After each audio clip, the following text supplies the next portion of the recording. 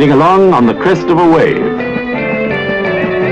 Whilst back at the ski club, they have just about everything, if you see what I mean.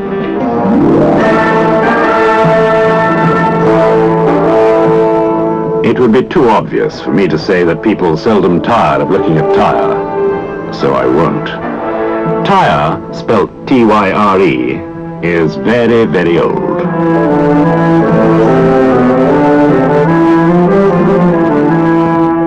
They really dig this place, and each year they find it's older than they thought it was. A Roman tomb was discovered recently, almost intact. 6,000 feet above sea level, in the land of Lebanon, stand the world-famous cedar trees, the emblem of the country and one of its most precious relics.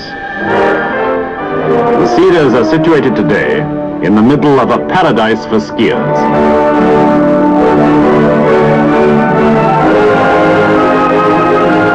Catch a cable car up to Harissa.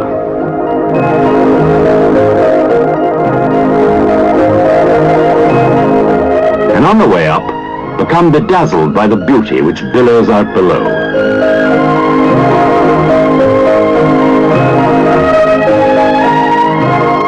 The Bay of Junii stretches away one of the most thrilling views in the Middle East. Whilst we look at the delightful architecture of the homes of today, it is fascinating to think of the age-old traditions of the country and the number of civilizations whose relics are piled onto a land which is no more than 150 miles long and 50 miles wide. And when at last you reach your destination, the thrill, the excitement, the anticipation. My first impression of the country was certainly completely different from both of yours. The first thing I saw was the magnificent view from the summit of Mount Carmel, which takes in the whole of Haifa.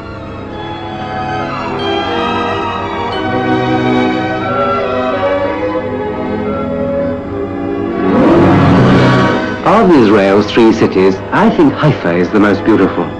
Culture and elegance are found side by side with flowering trees, parks and gardens.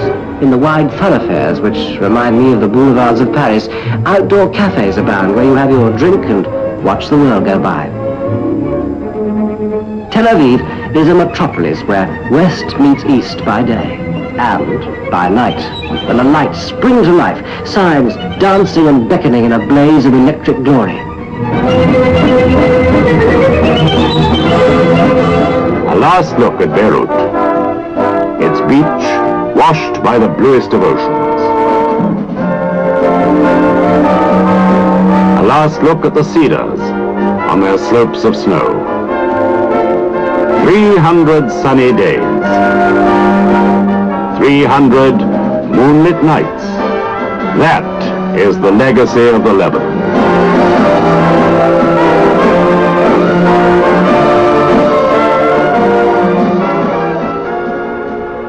Sunnier Times in Lebanon by the filmmaker Harold Bain. And I've just been told by one of the older members of our team that the voice there was Valentine Dial, who was Man in Black on the Home Service.